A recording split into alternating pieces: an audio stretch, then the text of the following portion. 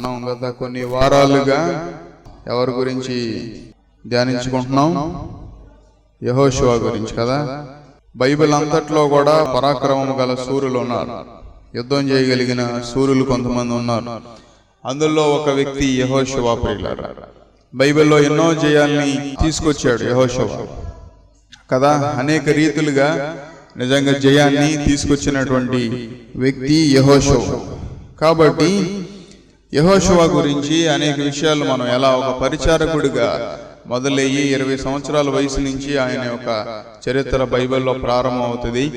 తర్వాత క్రమక్రమంగా 40 సంవత్సరాలు మోషే గారి వెనకాలంట నిజంగా ఇశ్రాయేల్ సైన్యానంతటినీ కూడా ఎవరిని నడిపించడానికి నాయకుడిగా నియమించబడి ఆ తర్వాత ఎలాంటి జయాలను చూశాడో మనం చూస్తా ఉన్నాం. యెహోషువ కూడా చాలా విశ్వాస పాత్రుడు.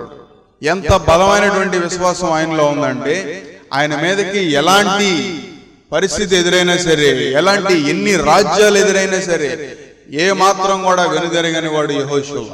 యెహోషువ గ్రంథం 10వ అధ్యాయం 12వ వచనం, యెహోవా ఇశ్రాయేలీయుల ఎదుట అమోరీయులను అప్పగించిన దినమునని ఇశ్రాయేలీయులు వినుచుండగా యెహోషువ యెహోవాకు ప్రార్థన చేసెను.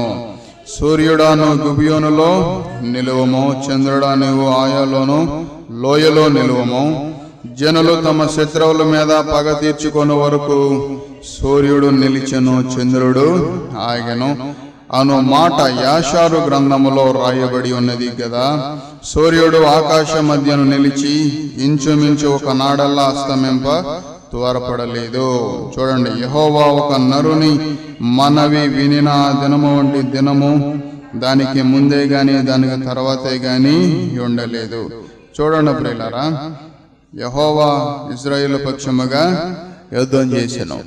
ఈ యొక్క కార్యం మనం చాలా సార్లు బహుశా వినే ఉంటాం కదా. అలా వాక్యం బోధిస్తూ ఉండగా దేవుని యొక్క కార్యాలని తలంచుకుంటున్నప్పుడు ఏవండి, దేవుడు సూర్యుడిని చంద్రుడిని ఆపాడు యెహోషువ ప్రార్థన చేసినప్పుడు అని ఊరిని అలా ఫ్లోలో ఒక మాట విని వెళ్ళిపోయి ఉంటాం మనం కదా. కానీ ప్రియులారా, బైబిల్ సూర్యుడు చంద్రుడి గురించి చాలా లోతైనటువంటి అంశాలు బైబిల్ గ్రంథంలో ఉన్నాయి.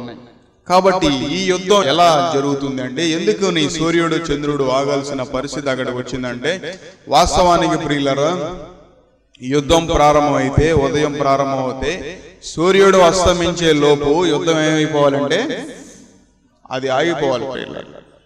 సూర్యుడు ఇంచుమించు ఏ సమయంలో అస్తమిస్తాడో మనందరికీ కూడా తెలుసు. సుమారు 6, 5:30, 6 ఆ టైం వచ్చేసరికి సూర్యుడు ఏమవుతాడు, స్లోగా పొదుగుతూ ఉంటది. అంటే సన్సెట్ అనేది అక్కడ జరుగుతూ ఉంటది ప్రియులారా. కాబట్టి ఇక్కడ కూడా 5 రాజులు కలిసి ఏం చేస్తారంటే, యెరికో పట్టణాన్ని, హాయి పట్టణాన్ని జయించిన తర్వాత ఏవండి ఒక గిబియోను అనేటువంటి ఒక పట్టణ ప్రజలు ఏం చేస్తారంటే వచ్చి యెహోషువతో వారు కలిసి వారు సంధి చేసుకుంటారు. అంటే వారు కలిసి, అయ్యా మీ గురించి మేము విన్నామండి, మేము మీకు పరిచారకులుగా ఉంటాం, మేము మీకు ఎలాంటి ఇబ్బంది కలిగించాం, మేము మీతోనే ఉంటాం, ఫ్రెండ్లీగా ఉంటాం అని చెప్తే వారు యెహోషువ వారికి ప్రార్థన చేసి వారిని కలుపుకుంటాడు ప్రియులారా. దానికి ముందు అధ్యాయాల్లో అదే రాసి ఉంటది. తర్వాత ఈ విషయాన్ని, యెహోషువ యొక్క విషయాన్ని తెలుసుకున్న ఇశ్రాయేలీయుల యొక్క రాజు, తర్వాత 5 రాజులు, ఆ చుట్టుపక్కల ఉన్నటువంటి 5 రాజ్యాలు కలిసి ఏం చేస్తాయంటే ఏవండి ఒకేసారి గిబియోను మీదకి ఏవండి యుద్ధానికి వెళ్తాయి.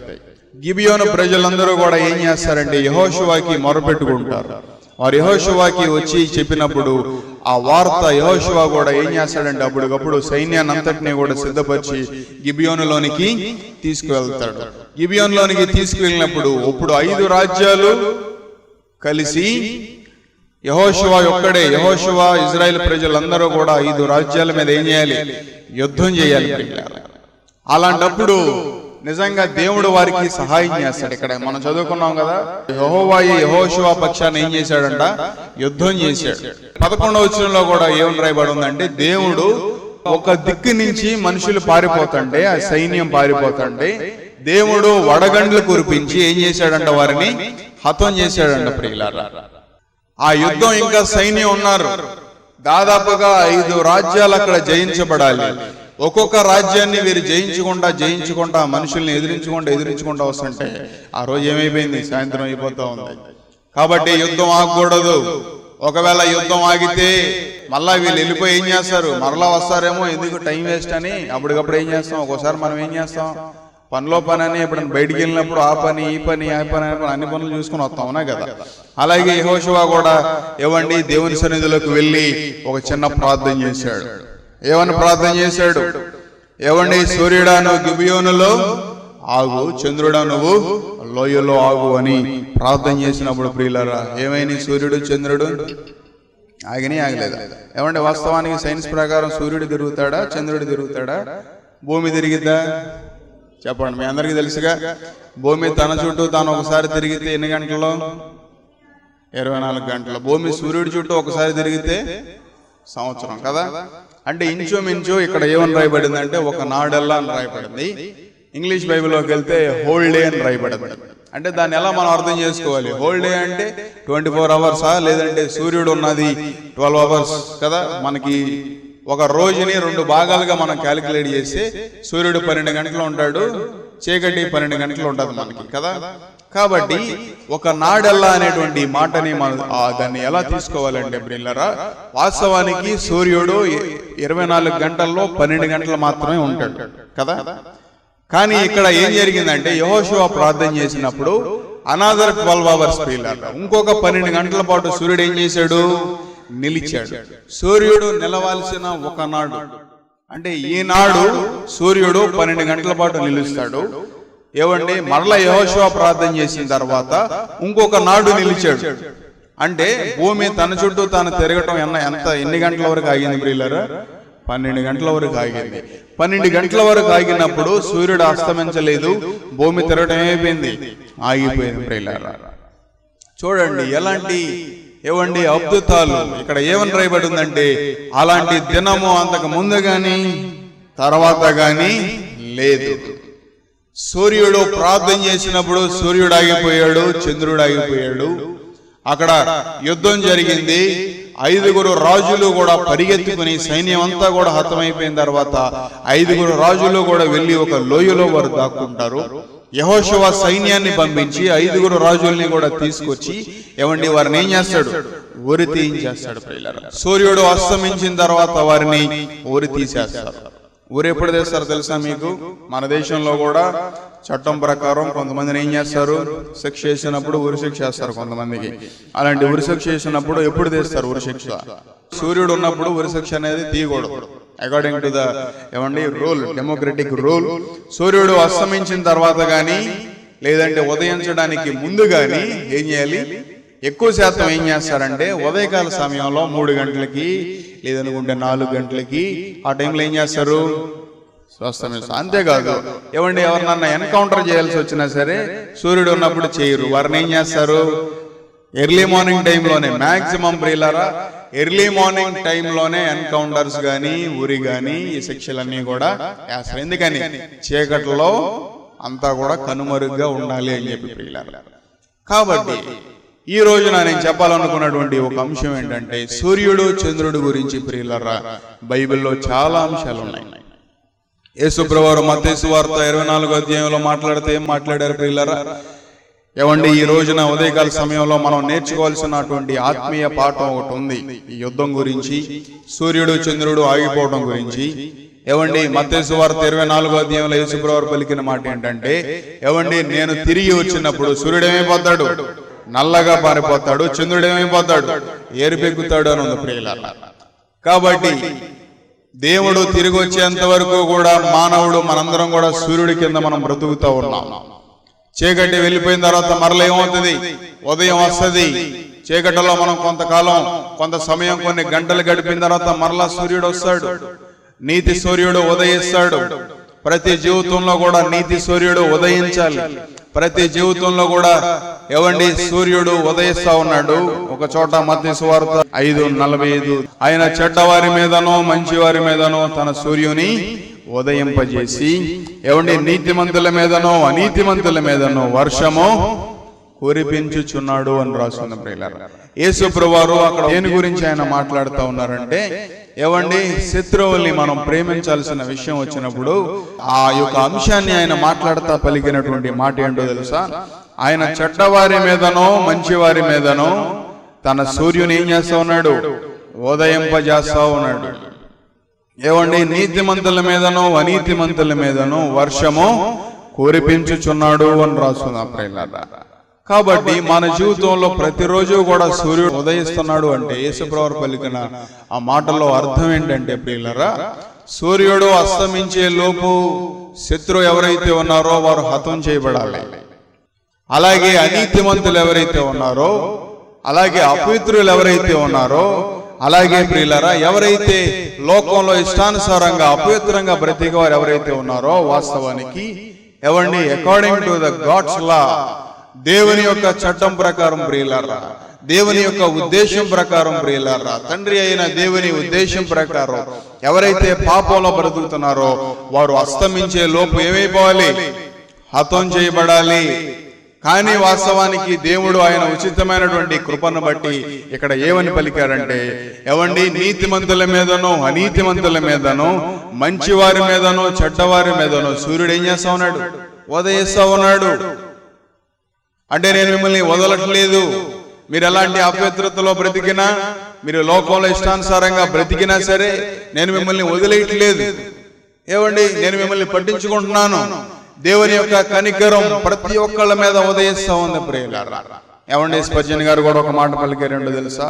It is a marvel of mercy, ఏవండి, that the sun should rise, ఏవండి, రిబెలియన్స్ సన్ ఆఫ్ మెన్ అని పలికాడు ప్రియులారా. మనుషుల యొక్క బిడ్డల మీద, మనుషుల మీద ఏవండి మార్వెల్ ఆఫ్ మెర్సీ, ఏవండి కనికరము కూడా ప్రతి రోజు కూడా ఏం చేస్తా ఉంది? అందరి మీద సమానంగా ఉదయిస్తా ఉంది ప్రియులారా. దేవునికి తిరుగుబాటు యొక్క ఆలోచనలో మనస్తత్వంలో మనం ఉన్నా సరే మనందరి మీద దేవుని యొక్క కనికరం ఉదయిస్తా ఉంది.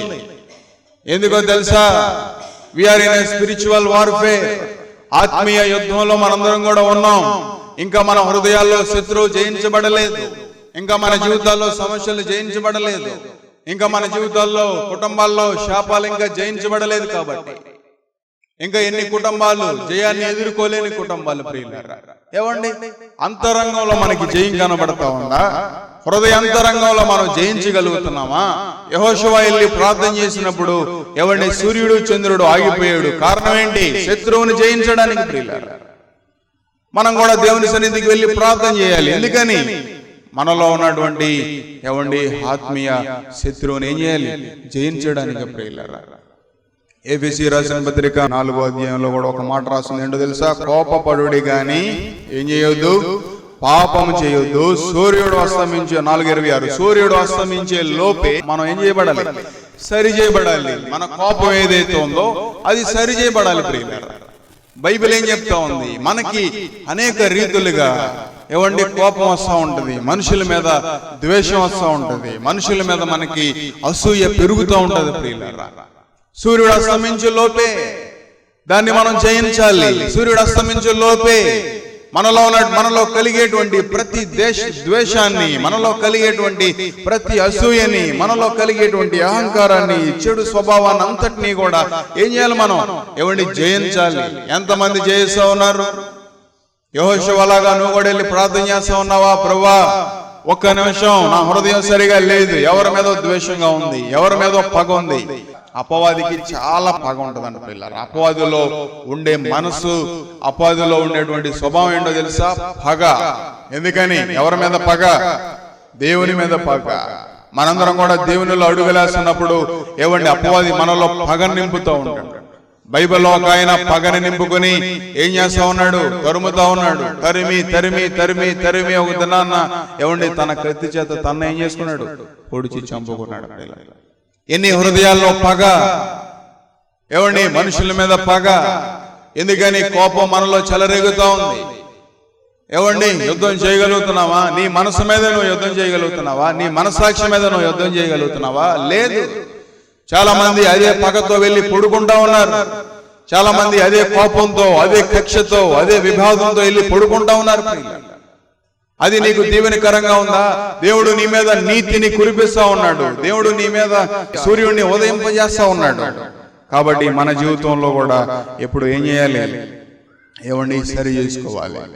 ఏమండి, నువ్వు ఎవరి మీదైనా అర్పణ తీసుకొచ్చి ఇచ్చి నీ ఎవరి మీద బాధ ఉంటే నీ అర్పణ ఏం చేయబడదు, అంగీకరించబడదు. కాబట్టి నువ్వు వెంటనే వెళ్ళి సరి చేసుకుని అప్పుడు వచ్చి నీ అర్పణ ఏం చేయాలి, నువ్వు అంగీకరించాలని బైబిల్ చెప్తుంది ప్రియులారా. కాబట్టి ఏవండి, ఆత్మీయ యుద్ధంలో మనందరం కూడా ఉన్నాం.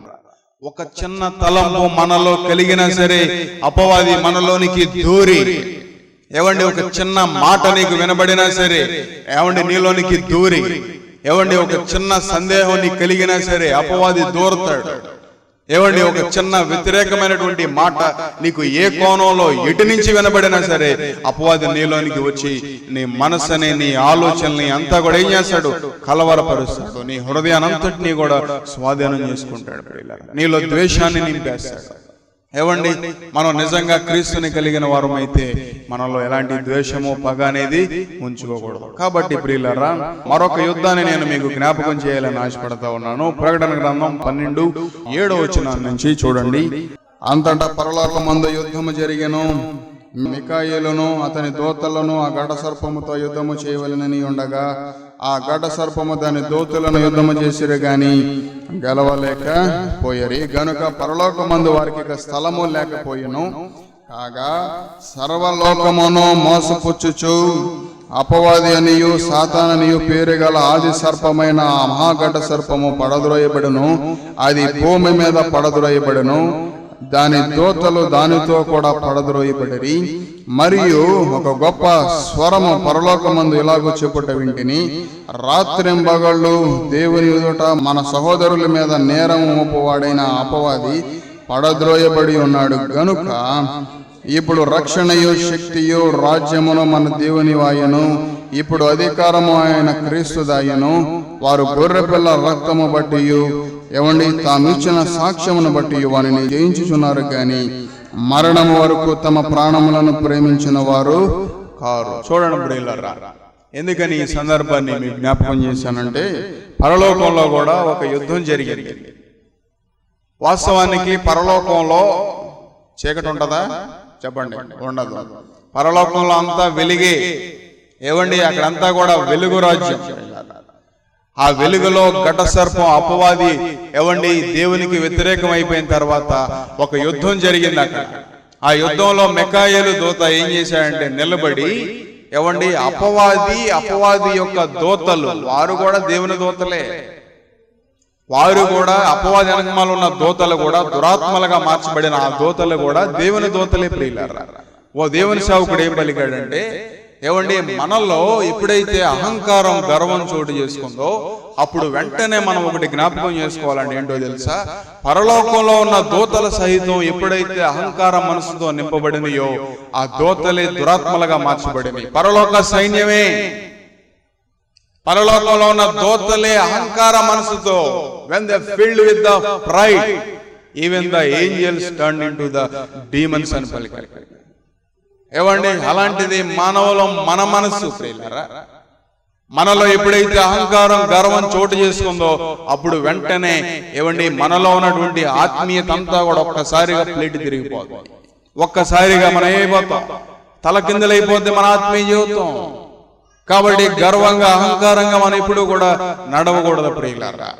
అక్కడ అపవాది ఏం చేస్తా ఉన్నాడంట, కాగా సర్వలోకమును మోసపుచ్చుచు అపవాదనియు సాతాననియు పేరు గల ఆది సర్పమైన మహాగడ్డ సర్పము పడద్రోయబడను. అది భూమి మీద పడద్రోయబడి, ఏమండి దాని దూతలు దానితో కూడా పడద్రోయబడి.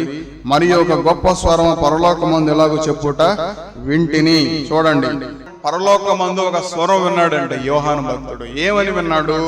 మన దేవుని ఎదుట మరి ఒక గొప్ప 10 వింటిని, రాత్రింబగళ్ళు మన దేవుని ఎదుట మన సహోదరుల మీద నేరము మోపువాడైన అపవాది అని రాసింది. చూడండి ప్రియులారా, పడద్రోయబడి ఉన్నాడు గనక ఏమండి అప్పుడు రక్షణయు శక్తియు రాజ్యము మన దేవుని వాయును, ఇప్పుడు అధికారము ఆయన క్రీస్తు దయ్యను. చూడండి, అపవాది రాత్రింబగళ్ళు ఏం చేస్తా ఉన్నాడంట?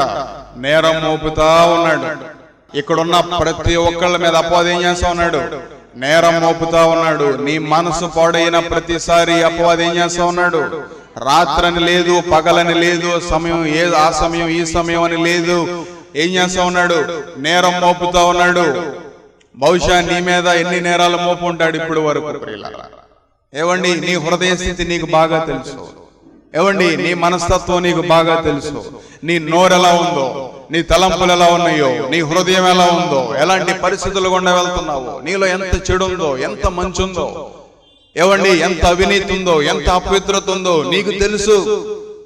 కాబట్టి అపవాది ఏం చేస్తా ఉన్నాడు? దేవుని దగ్గరికి వెళ్ళి నీ మీద నేరం మోపుతా ఉన్నాడు. సమస్త అధికారం దేవుని చేతుల్లో ఉంది. ఆ అధికారాన్ని అంతటినీ కూడా దేవుడు ఏం చేశాడు? క్రీస్తుకి అప్పగించాడు. అదే ఇక్కడ రాస్తుంది. కాబట్టి యేసు క్రీస్తు మీద అపవాది ఏం చేస్తా ఉన్నాడు? నేరం మోపుతా ఉన్నాడు. ఎందుకో తెలుసా? యేసు ప్రభువారు సిలువలో వేలాడుతున్నటువంటి సమయంలో ప్రియులారా, ఇంచుమించు 3 గంటల సమయంలో సూర్యుడు ఏమైపోయాడు? ఆ సమయంలో సూర్యుడు ఏమైపోయాడు? అంతా కూడా చీకటి కమ్మేసింది ప్రియులారా. ఎందుకో తెలుసా? శత్రువు జయించబడ్డాడు. అక్కడ యేసు రక్తం అంతా కూడా చిందించబడింది. ఏ క్షణమైతే యేసులో ఉన్న ప్రతి రక్తం ఆఖరి బొట్టు క్షణం వాళ్ళ కింద పడిందో ప్రియులారా, ఆ క్షణం అంతా కూడా చీకటి కమ్మేసింది. ఎందుకో తెలుసా? శత్రువు జయించబడ్డాడు. సిలువలో యేసు క్రీస్తు నీ కోసం నా కోసం ఆయన పోరాడాడు. నీ నిమిత్తం నా నిమిత్తం ప్రతి పాపాన్ని కూడా మేదేసుకుని ఏవండి ఆయన విలువైనటువంటి పవిత్రమైనటువంటి రక్తాన్నంతటినీ కూడా ఆయన దారపోసాడు. ఎందుకని? శత్రువు జయించబడాలి అక్కడ. ఎందుకని? ఏమండి, తనలో ఉన్నటువంటి రక్తం అంతా ఎప్పుడైతే చిందించబడిందో ప్రియులరా, అప్పుడే శత్రువు జయించబడతాడు. అప్పుడే అపవాది వాడుకున్నటువంటి తంత్రాలన్నీ కూడా సమస్త మానవాళి మీద, నీ మీద, నా మీద ఏలుబడి చేస్తున్నటువంటి ప్రతి దురాత్మ, ప్రతి చీకటాత్మ మీద జయం ఇవ్వడం కోసం ప్రియులారా, ఉదయకాల సమయంలో మనం చిన్న ప్రార్థన గనక చేస్తే యెహోషువ చేసినట్టు సూర్యుడాగు చంద్రుడాగని ఎలా ప్రార్థన చేశాడో, మన జీవితంలో కూడా దేవుని సన్నిధిలోకి వెళ్ళి నీ మీద ఏలుబడి చేస్తున్నటువంటి ప్రతి దురాత్మ ఆగు అని ఎప్పుడైతే నువ్వు ప్రార్థన చేసావో, ఏవండి నీకు జయం ఇస్తాడు దేవుడు. సమస్త అధికారం ఏవండి క్రీస్తుకి ఇవ్వబడింది. ఎందుకు ఇవ్వబడిందో తెలుసా? సిలువలో ఆయన సమస్తాన్ని కూడా జయించాడు కాబట్టి. ఏవండి, జయించిన తర్వాత ఆయన ఏం చేశాడంటే తల వంచి ఆయన ఆత్మను ఏం చేశాడు?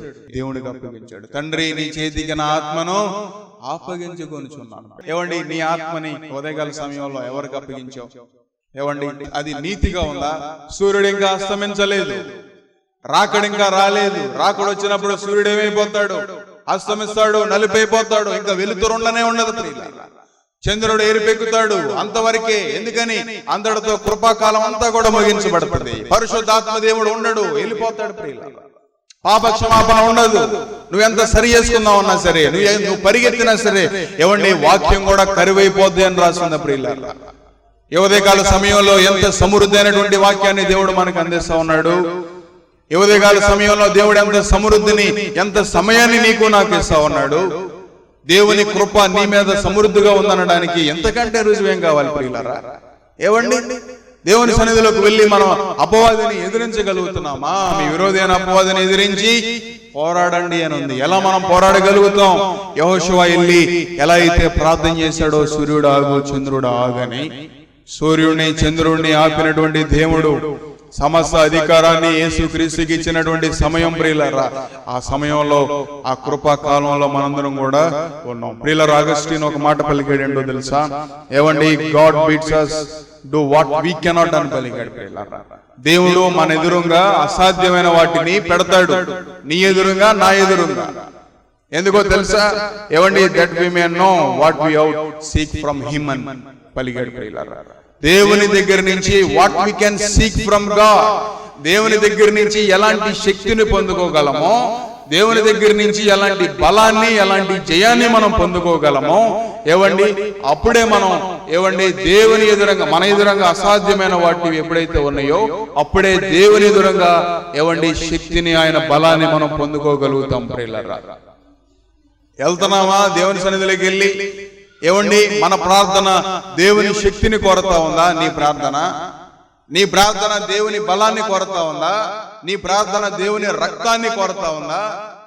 జయాన్ని చూడలేము. దేవుని బలాన్ని, దేవుని శక్తిని మనలో నింపుకుంది మనం లోకాన్ని జయించలేము, పాపాన్ని జయించలేము ప్రియులారా. ఈ లోకంలో మనం ఉన్నంత వరకు కూడా ఏవండి లోకాన్ని, పాపాన్ని జయిస్తా ఎదురిస్తా వెళ్ళాలి ప్రియులారా. ఆ రోజున ఒక గ్రామంలో కమ్యూనిస్టులు ఉన్నారంట ప్రియులారా. కమ్యూనిస్టులు ఏం చేస్తారు? దేవుడు లేడు, దయ్యం లేదని వాదిస్తూ ఉంటారు వారు. అయితే ఆ గ్రామంలో ఉన్న అనేక మంది యవనస్తుల్ని ప్రభావితం చేస్తా ఉన్నారు. ఏమని ప్రభావితం చేస్తా ఉన్నారు? దేవుడు అనేవాడు లేడు, దయ్యం లేదు, దేవుడు లేడు, ఇదంతా కూడా ఒక బోటకం, ఇదంతా కూడా ఒక నాటకం. అయితే ఆ గ్రామంలో ఉద్యోగ కూటాలు జరుగుతూ ఉన్నాయి. ఆ గ్రామంలో ఉద్యోగ కూటాలు జరిగితే ఏవండి అక్కడ వాక్యం చెప్పడానికి దానియేలు గారు వెళ్ళారు ప్రియులారా. ఆ కూటాలు కూడా ఏవండి జరగకుండా ఆపడానికి ఎన్నో ప్రయత్నాలు చేస్తా ఉన్నారంట. దానియేలు గారు ఏవండి కొంతమంది సేవకులు అక్కడ నిలబడి వారితో చాలాసేపు వాదన చేస్తా ఉన్నారు. ఈ కూటాలు జరగడానికి లేదు, దేవుడు అనేవాడే లేడు, అంతా కూడా ఏవండి ఇదంతా ఇట్స్ ఎ ట్రాష్, అంతా కూడా ఉత్తి బోటకం అంతే అని వాదన చేస్తా ఉంటే ప్రియులారా, అదే సమయంలో ఒక స్త్రీకి ఏవండి కొన్ని దయ్యాలు పట్టినాయండి. ఒక దయ్యం కాదు, కొన్ని దయ్యాలు పట్టినాయండి ప్రియులారా. అయితే వెంటనే ఆ స్త్రీకి అయ్యో దైవజనుడు ఎంత దూరం నుంచి వచ్చాడు, దేవుని శక్తిని నింపుకున్నటువంటి దైవజనుడు అని చెప్పి ఏవండి తీసుకొచ్చి నుంచోబెడితే ప్రియులారా, దానియేలు గారు వెంటనే ప్రార్థన చేసి ఏమలో నుంచి వెళ్ళిపో అని ప్రార్థన చేస్తూ ఉంటే ఆ దయ్యం మాట్లాడుతూ ఉందంట చాలా గట్టిగా. ఏమని? నేను వెళ్ళను, 12 సంవత్సరాలుగా ఈ స్త్రీలో నేను నివాసం చేస్తా ఉన్నాను, ఈ స్త్రీలో నుంచి నేను వెళ్ళను పలుకుతా ఉందంట. లేదు, నజరేయుడైన యేసు నామములో నువ్వు ఈ స్త్రీలో నుంచి వెళ్లాల్సిందే అని ఆ స్త్రీ మీద చెయ్యుంచి ప్రార్థన చేసిన తర్వాత ప్రియులారా, ఏవండి ఆ స్త్రీ పెద్దగా కేకలేస్తున్నాను. ఏంటో తెలుసా? అమ్మో మంట, అమ్మో అగ్ని. దానియేలు గారు ఎప్పుడైతే చెయ్యేసి అలా ప్రార్థన చేశారో ఆ దెయ్యం ఏవండి గడగడ వణికిపోతున్నాడు. ఎందుకని? యేసు నామములో ఏముంది? శక్తి ఉంది. ఆ నామాన్ని నీకు నాకు ఇచ్చాడు ఉదయకాల సమయంలో ప్రియులారా. ఎక్కడికి పరిగెత్తాల్సిన అవసరం లేదు. నీ ఇంట్లోనే రహస్యంగా చూస్తున్న దేవుని సన్నిధికి వెళ్ళి మోకరించి గనక నువ్వు ప్రార్థన చేస్తే నీ జీవితంలో ఏవండి, నీ కుటుంబంలో ఏవండి ఏ రీతిగా నిలబడి చేస్తున్నటువంటి దురాత్మలైనా సరే ఏం చేస్తాడు దేవుడు? పారదోలుతాడు అంతే ప్రియులారా. ప్రార్థన చేసిన వెంటనే ఆ కమ్యూనిస్టులందరూ కూడా చూస్తా ఉన్నారు. ఆ దెయ్యం మాట్లాడటం చూశారు, యేసు నామములో ప్రార్థన చేయడం చూశారు, చేయి పెట్టగానే ఉనికిపోవటం, ఏమండి దెయ్యం గడగడలాడిపోవటం చూశారు. వెంటనే ఆమె విడుదల పొందిందండి ప్రియులారా. విడుదల పొందిన తర్వాత ఏమండి అమ్మ నువ్వు వెళ్ళి మారు మనసు పొందమనగానే ఆవిడెళ్ళి తమ పాపాల నిమిత్తం అంతా కూడా పశ్చాత్తాపడి హృదయాన్ని సరి చేసుకున్నాడు. ఉద్యోగ కూటాలు ప్రారంభమైనవి. ఏమండి అంతటితో ఆటంకం ఆగిపోయింది ప్రియులారా. ఈ వార్త గ్రామంలో ఉన్నటువంటి ప్రాముఖ్యమైనటువంటి వీళ్ళందరికీ ఒక లీడర్ ఉంటాడు కదా, ఆ లీడర్ దగ్గరికి ఈ వార్త వెళ్ళిందంట ప్రియులారా. ఆయన కూడా వచ్చి కూర్చున్నాడు ఉద్యోగ కూటాల్లో. ఏవండి ఎంతమంది ఆ గ్రామంలో ఎంతమంది యవనస్తులైతే వీరు మార్చేశారో వారి మాటలను బట్టి కమ్యూనిస్టులందరూ కూడా ఆ ఉద్యోగ కూటాల్లో వారు దర్శించబడి వారు కూడా వారి హృదయాల్ని సరి చేసుకుని, వాస్తవానికి అది కూడా ఒక దురాత్మ, దేవుడు లేడు దయ్యం లేదని పలికేది కూడా ఒక దురాత్మ ప్రియులారా. దాని అంతటినీ కూడా ఏవండి వారు పోగొట్టుకున్నారు. కాబట్టి ఈ సమయంలో మన ఎదురుగా ఎన్ని యుద్ధాలు ఉన్నాయి ప్రియులారా, ఎన్ని రీతిలుగా మనం యుద్ధం చేస్తా ఉన్నాం, ఎన్ని రీతిలుగా మనం ఏవండి పోరాడుతూ ఉన్నాం. కాబట్టి సూర్యుడు అస్తమించే లోపే మన జీవితాల్ని మన హృదయాలు ఏం చేయాలి? సరి చేసుకోవాలి. ఎవరి మీదైనా సరే ఆయాసం ఉందా నీకు? ఎవరి మీదైనా సరే హృదయంలో పగ అలా చెలరేగుతా ఉందా? ఎవరి మీదైనా సరే మన ఏవండి హృదయం ఆలోచనలో మన మాటలు వ్యతిరేకంగా వెళ్తా ఉన్నాయా ప్రియులారా? దాని ద్వారా అపవాది మనలోనికి ప్రవేశిస్తాడు, కుటుంబంలోనికి ప్రవేశిస్తాడు. ఏవండి అపవాది ఎప్పుడైతే ప్రవేశించాడో అవి చిన్న వ్యాధులుగా ఏవండి రోగాలుగా అవి మన మీద ఏలుబడి చేస్తూ ఉంటాయి. వాస్తవానికి ఏవండి దురాత్మలు ఎప్పుడూ కూడా మనలోనికి కుటుంబాల్లోనికి ప్రవేశించి రకరకాలుగా ఇబ్బంది పెడతా ఉంటాయి ప్రియులారా. కాబట్టి మీరందరూ కూడా వాటిని జయించవచ్చు, చాలా సులువుగా వాటిని జయించవచ్చు. ఎందుకని సమస్త అధికారం ఎవరికి ఇవ్వబడింది? యేసుక్రీస్తుకి ఇవ్వబడింది. ఇక్కడ కూడా ఏమని రాయబడి ఉంది? 12:11 నాడు మనం చదువుకున్నాం కదా ప్రకటన గ్రంథం. వారు గొర్రె పిల్ల రక్తమును బట్టి తామిచ్చిన సాక్ష్యమును బట్టి వారిని జయించి ఉన్నారు గాని మరణము వరకు తమ ప్రాణములను ప్రేమించిన వారు కాదు. కాబట్టి నీ ప్రాణాన్ని నువ్వు ప్రేమించుకుంటున్నావేమో? No, we must love only the Christ. క్రీస్తుని మాత్రమే మనం ప్రేమించాలి. ఏవండి సమస్తాన్ని కూడా మనం జయించగలగాలి. ప్రకటన గ్రంథం 6:12-13 కూడా ఏమని రాయబడి ఉందో ఒకసారి చూడండి. ఆయన 6వ ముద్రను విప్పినప్పుడు నేను చూడగా ఏవండి పెద్ద భూకంపము కలిగెను. సూర్యుడు కంబళి వలె నలిపాయను, చంద్రబింబమంతయు రక్తవర్ణమాయను. ఏమండి, పెద్ద గాలి చేత ఊగులాడు అంజూరపు చెట్టు నుండి అకాలపు కాయలు రాలినట్టు ఆకాశ నక్షత్రములు భూమి మీద రాలెను. మరియు ఆకాశ మండలం చుట్టబడిన గ్రంథము వలె తొలగిపోయెను. ప్రతి కొండయు ప్రతి ద్వీపము వాటి వాటి స్థానములు తప్పాను. చూడండి ప్రియులారా, ఎప్పుడైతే దేవుని యొక్క 7 బూరలు ఊదబడతాయి, అలాగే 7 ముద్రలు కూడా ఏం చేయబడతాయి, విప్పబడతాయి. ఎప్పుడైతే 6వ ముద్ర ఇప్పబడిందో ప్రియులారా, అప్పుడు భూమి ఏమండి, అప్పుడు సూర్యుడు కంబళి వలె ఏమవుతాడు, నల్లగా అయిపోతాడు. చంద్రుడు ఏమవుతాడు, ఎరుపెక్కుతాడు. ఎందుకో తెలుసా? ఏమండి, చంద్రుడు రక్తవర్ణముగా మారుతాడు. ఎందుకో తెలుసా ప్రియులారా? ఎందుకంటే ఈ భూలోకం మీద ఏ రక్తం అయితే నిన్ను నన్ను విమోచించడానికి చిందించబడిందో, ఏమండి, ఇటు రీప్లేసెస్ అది ఈ లోకం నుంచి వెళ్ళిపోతాయి. యేసు రక్తం అంతవరకు ఏమండి ఈ లోకంలో ఉంటది, రాకడ వచ్చేంత వరకు ప్రియులారా. ఏమండి, ఏ రక్తం అయితే చిందించబడిందో, ఏ రక్తం అయితే సిలువలో దేవుడు చిందించి యెహోషువ 5 రాజుల్ని, సూర్య చంద్రుల్ని ఎలా ఆపి జయాన్ని చూశాడో, సిలువలో కూడా దేవుడు ఏం చేశాడు, జయాన్ని చూశాడు. ఏవండి, నీ కోసం నా కోసం ఆయన ఓడిపోయాడు, కానీ ఆయన కాచిన రక్తం ద్వారా మనకేం చేశాడు, జయాన్ని ఇచ్చాడు. నీకు నాకు జయాన్ని ఇచ్చాడు. కాబట్టి అపవాదిని మనం ఎదిరించాలి. ఎక్కువగా మనం ఎప్పుడైతే బలంగా ప్రార్థన చేసామో ప్రియులారా, ఆ ప్రార్థనలో నుంచి సమస్త జయాన్ని మనం చూడగలుగుతాం. మా అడ్రస్ LAF బెతెస్దా ప్రార్థనా మందిరం, స్విమ్మింగ్ పూల్ రోడ్, సర్కర్ తోట, మచిలీపట్నం, ఆంధ్రప్రదేశ్, కృష్ణా డిస్ట్రిక్ట్.